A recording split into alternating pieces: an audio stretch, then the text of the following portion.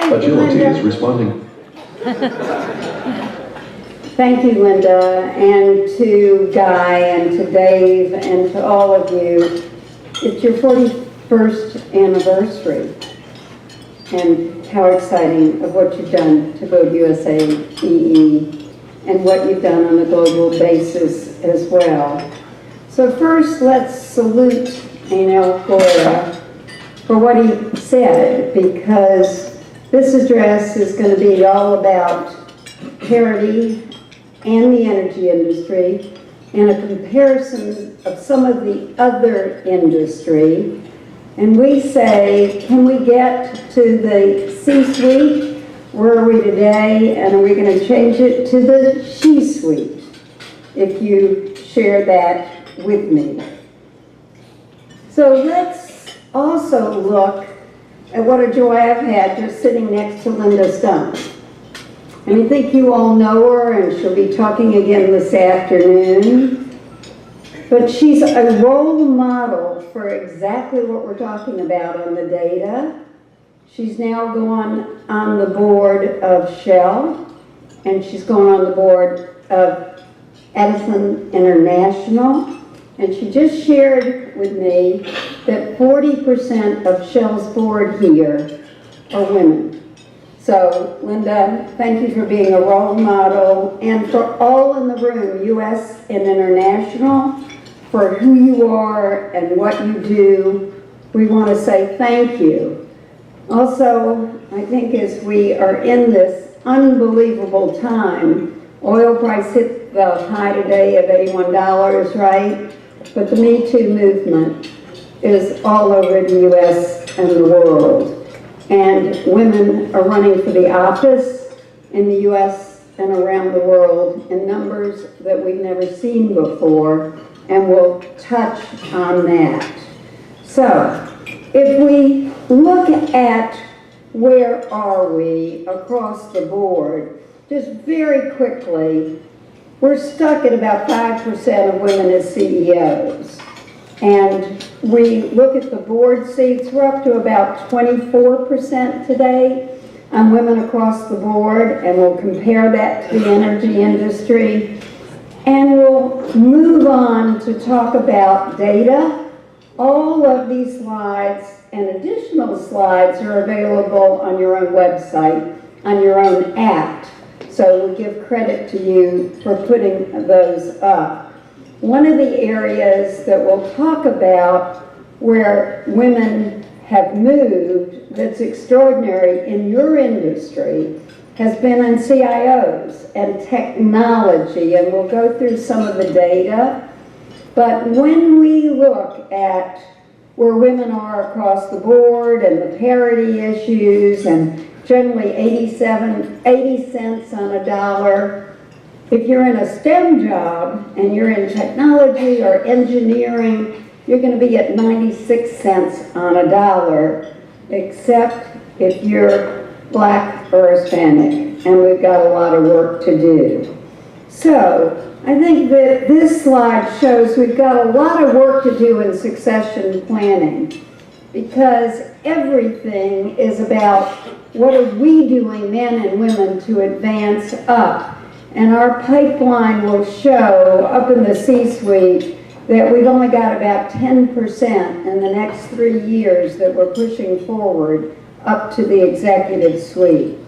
Let's go to some good news, right? So much of what we found is that utility industry has made major strides, and you know, and you can share that well. We'll talk about some of those leaders, but the C-suite with utilities is 17.3%, which is high, and the highest we're going to see in most of the other industries.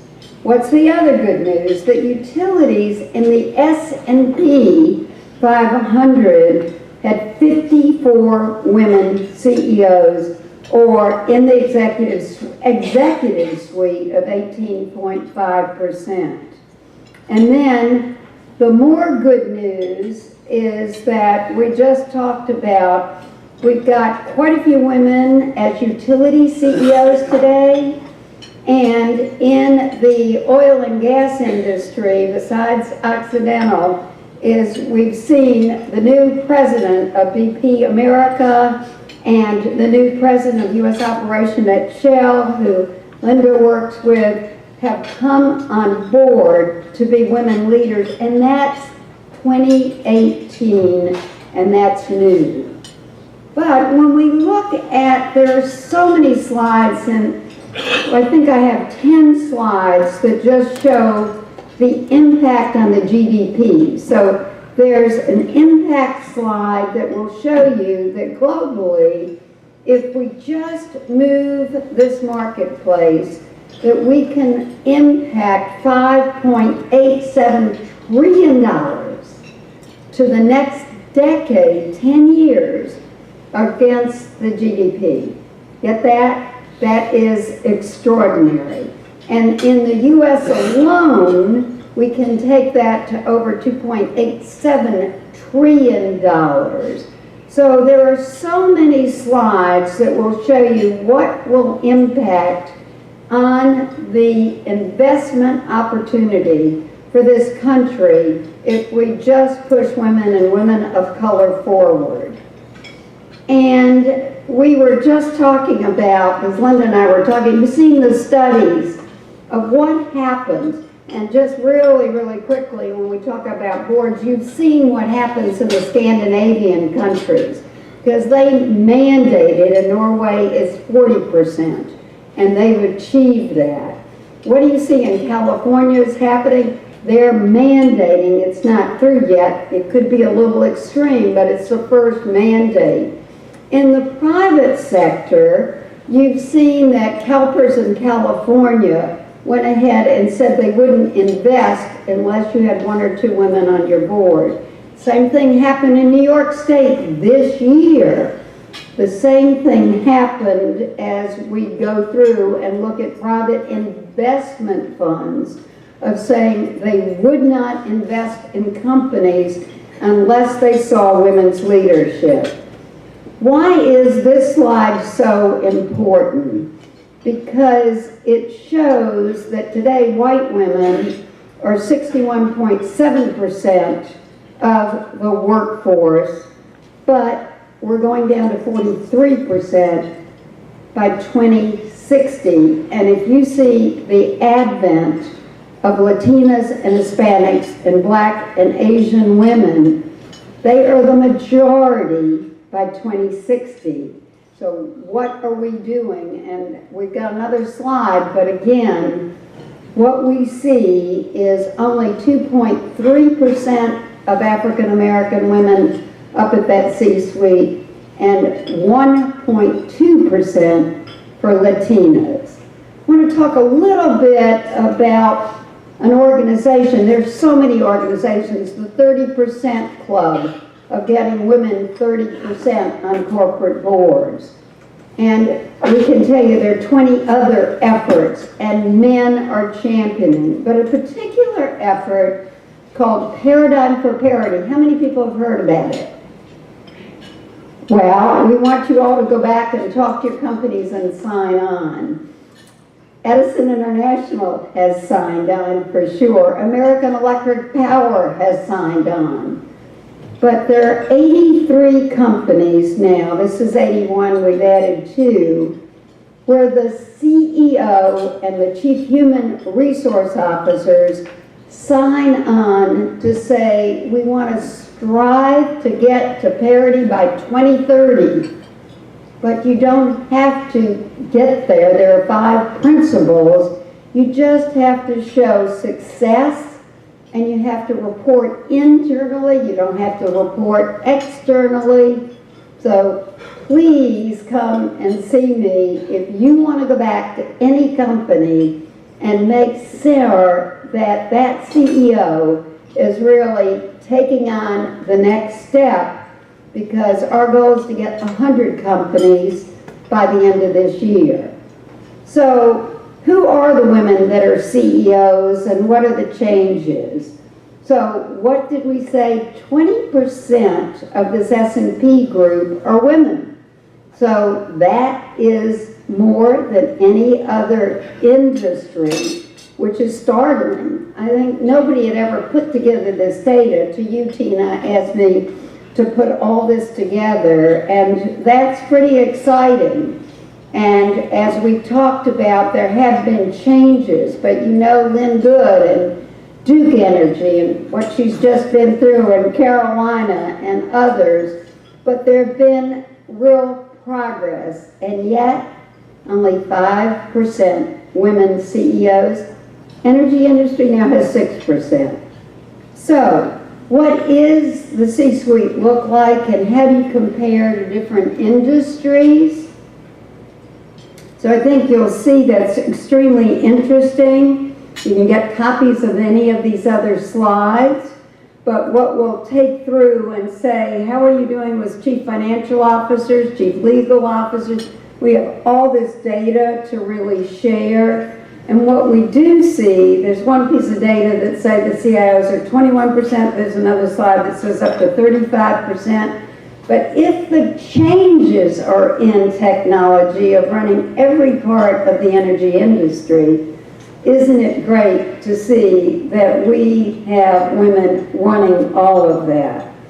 Just very, very quickly, this slide shows the earnings gap.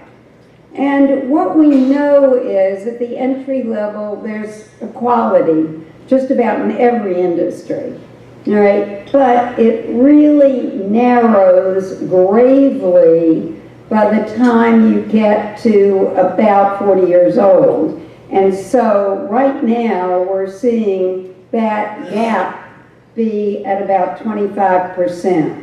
Now let's just look at the energy industry overall, and there are different studies. We've used 100 different sources for all the slides that we've put together. So some may not 100% agree, but I think if you look at the 6% that are the women at the top, and 10% boards are about 13% on women and energy, and that CIO figure just stares out at you very, very broadly, as well as the diversity. And this says basically 11% of senior executives on the oil and gas industry. So look at oil and gas just a minute. I think what you find is there's a huge difference again. That top line shows you at the entry level, there's near parity, 50%, right?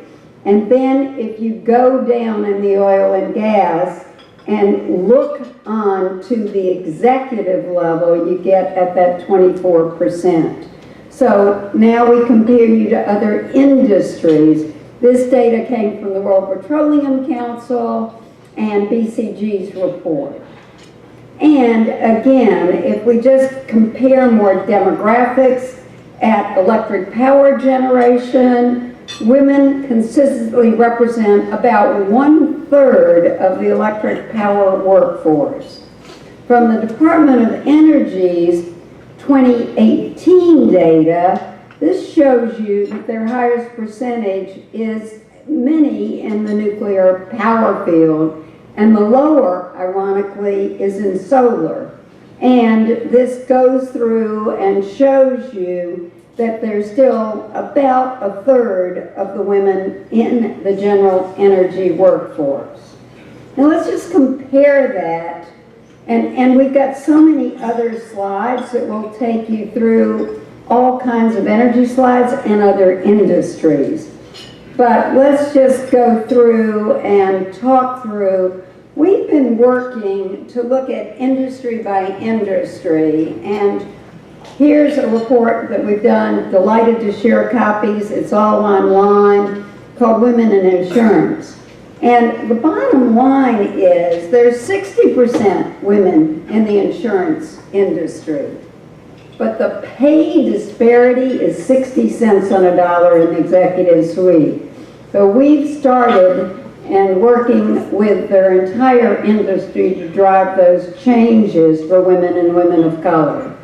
In aerospace and defense, it's pretty exciting when you see that there are 3 women, and if you count Boeing's head of defense, 4 women CEOs in aerospace and defense. When you know Marilyn Houston at Lockheed and the others, but we've got 24% of the aerospace and defense workforce, and they're working to drive change. So you can see that the energy, oil and gas is about equal with aerospace and defense. And it's 29% in manufacturing, but manufacturing has been put a lot on pushing the numbers upward now. In manufacturing, the National Association of Manufacturers, Manufacturing Institute have a big effort going called STEP to get women up the system. And the same thing on the food industry, and the food technology industry puts out an annual report on compensation. There have been really strident changes in this industry. And again, the women in food technology, again, technology jobs truly impact 80% of all jobs today with some tech skills. So let's switch to that and talk about what we're seeing out there in policy and politics, because we know that it is a total mess on one hand. On the other hand is what has happened is in the last 2 years, 40,000 women in the United States have run for office.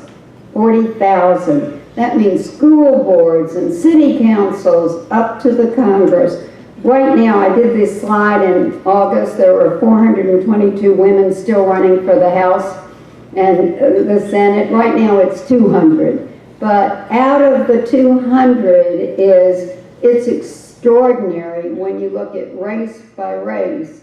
And when you look at the number of women veterans that are running and the women with tech skills coming out of that system. And I think we can project, we've got this pink wave happening here, and it's happening country by country, if any of you want to get the data of other countries as well. But this will have a major impact, all right, as we really see what is transpiring, all right, and we need it in both parties. Out of the 200 women, 150 are Democrats, 50 are Republicans. So the fact is, we say we just need more women and we need the men that support it. So I think what women want beyond pay equity and gender parity and capital and health care is they really want the leadership, and they want the male sponsorship and mentorship and advocacy so that they can really be promoted, and you share what each of us, male and females, can do together to get to the parity. And yes, just the way the Secretary of OECD said, they've got to have child care and they've got to have benefits. Wall Street Journal reported last week that today it's not only women but millennials would rather have benefits than increased salaries. So we have to understand that this is changing very rapidly. So just to tell you, we started a movement which was only 4.5 years ago to get women and girls in STEM careers, because it's the technology and the engineering. And we asked for anybody that would mentor companies, organizations, the government, states, other countries, to put in about 20 hours a year. Mentoring, sponsorship, internships, apprenticeships are online. We have 2.5 million commitments. We thought we could get to 1 million by 2020. You can see how important this is and how exciting. And we've got data on nearly 1.1 million completed mentorships.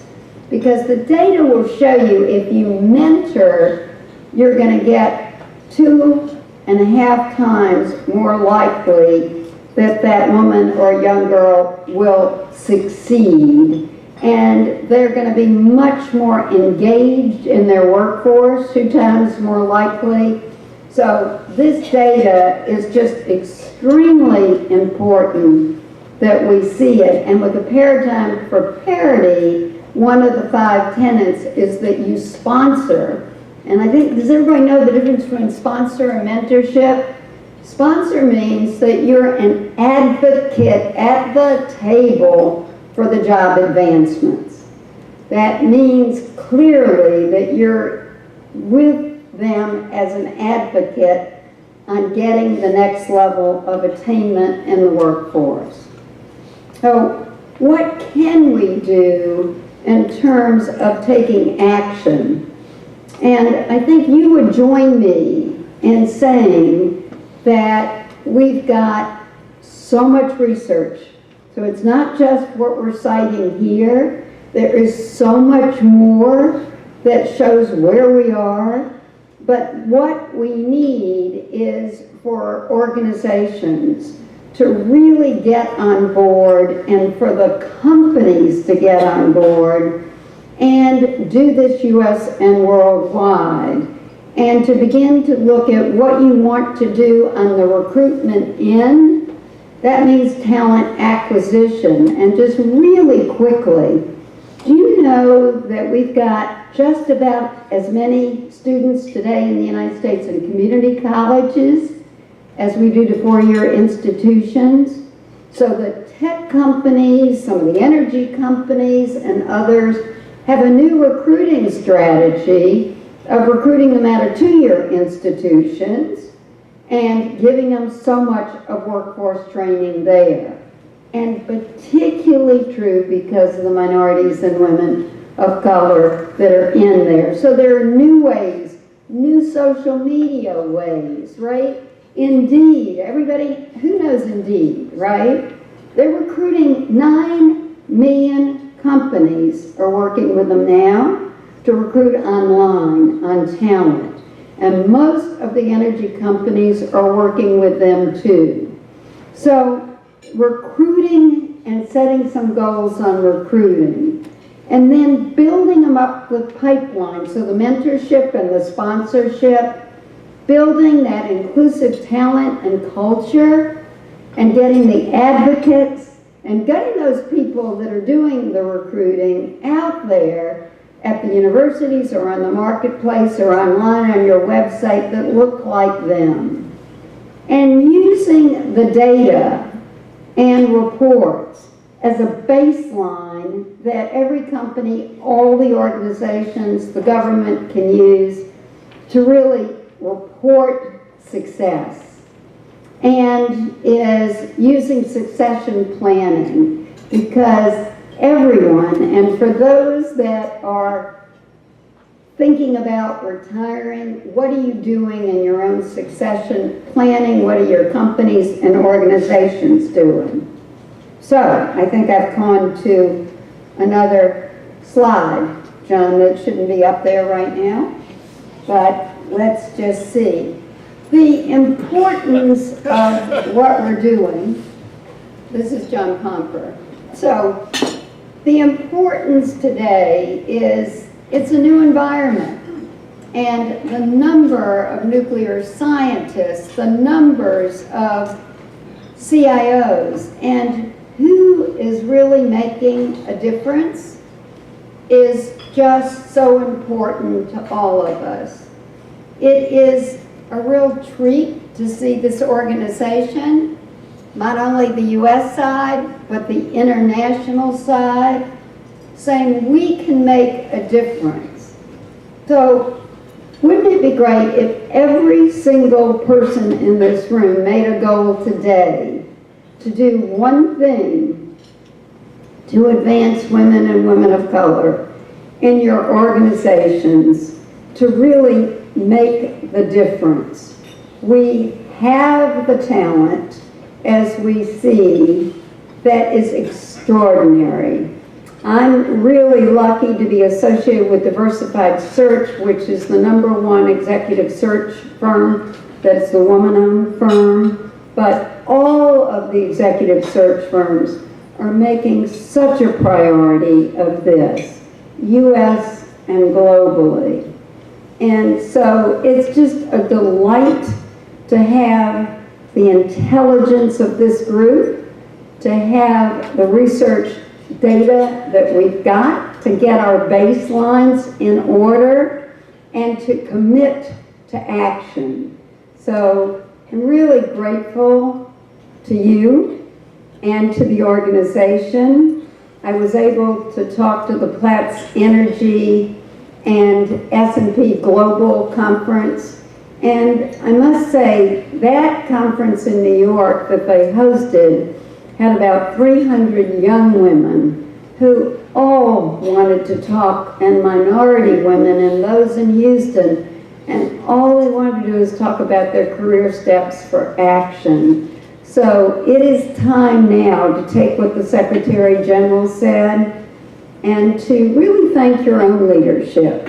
God, you and Dave and all those that are running this today, and to say, let's do it together. Get rid of the naysayers. What Maya Angelou said is get rid of the naysayers. Stay positive, particularly in this political environment, and let's really talk about good things and good news. And that's characteristic of your organization. Thank you very much.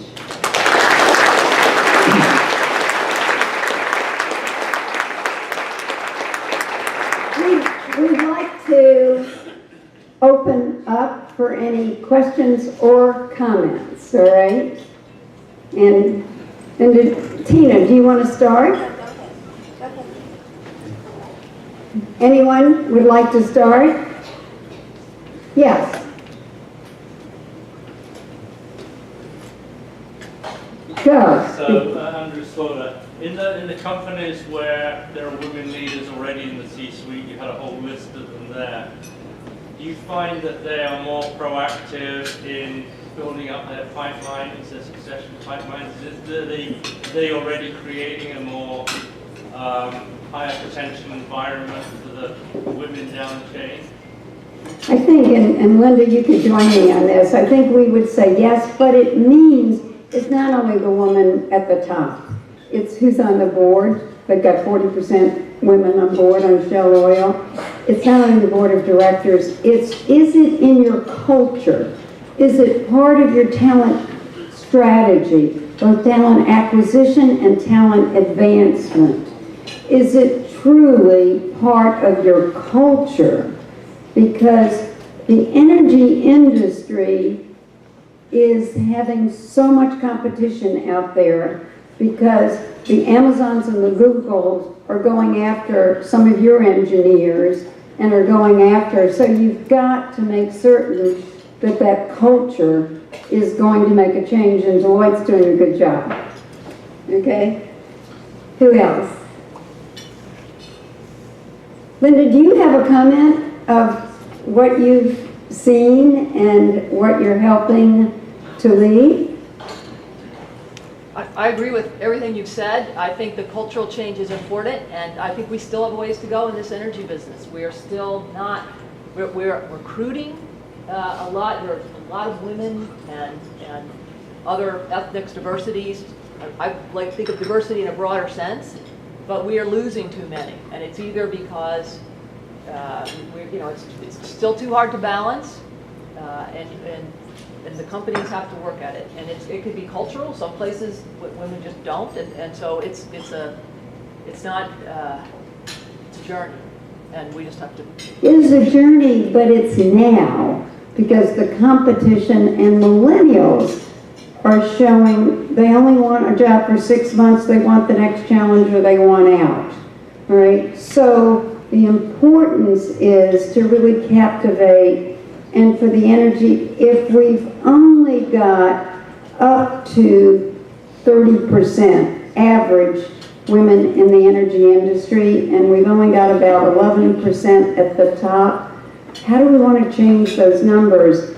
And how those companies are the best recruiters that have the great data, that can show what a great place it is to work because you've got the numbers. And you show you really embrace women and women of color. And clearly the same. Tina. Yes, Edie, what policy changes do you recommend that would help women balance, make better life balances as they work? Well, that's interesting. What life policies on work-life balance? So the question is, do you mandate it or are you voluntary about what you're doing, right?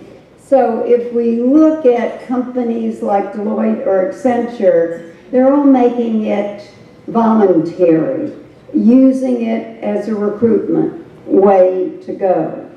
And they are very focused on reaching goals, but they also know the importance of the work at home policies, and they're using those policies to go. The Congress is a mess because even the Equal Pay Act has not been enacted in this day and time. We are 24th against other countries in the world. I have 10 slides on other countries and where we stand. And so we are not able at the federal level, and what we need to do, we can't go state by state to go through it. And so the private sector is using it as a competitive edge, hopefully the government the same. And let me just also mention women entrepreneurs. You know, we've got 11 million women entrepreneurs in this country. So many are contractors to the energy industry, the Department of Energy, US and worldwide. And it is just tremendous to see the goals that are set for the hiring on most companies, and most of your energy company utilities, again, are very high in their goals for supplier diversity for women. It's at 5%, and most of the utilities are surpassing that goal. So let's just mention the entrepreneurial thrust. So many corporate women are leaving to set up their own business, those at the Department of Energy. But we're looking at all of that, which is why you want to make your workplace and the job potential really very exciting to get the next level. That was a great question.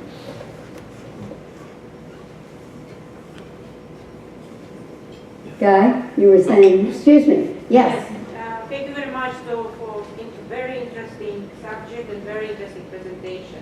But I have one comment which is, for me, it's a little bit shocking, deviation between women and women in color. This is something which is, in our country, for example, is never used.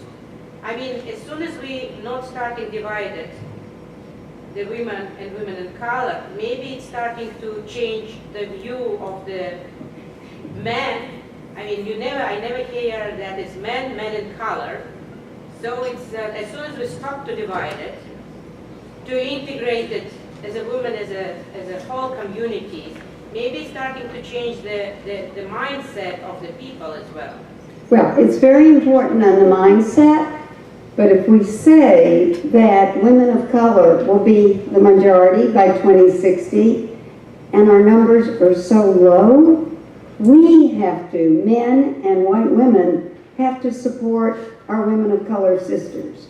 So that's why it is so important, because there's organization after organization, and there are organizations for Hispanic men and African American men, the ELC, the Hispanic Association of Corporate Responsibility, to do the same thing to bring people of color up to equity. So this is all to get to equity, and we respect what you say, but it's all with love and respect for a sisterhood, that we must make certain that we get those opportunities. Yes?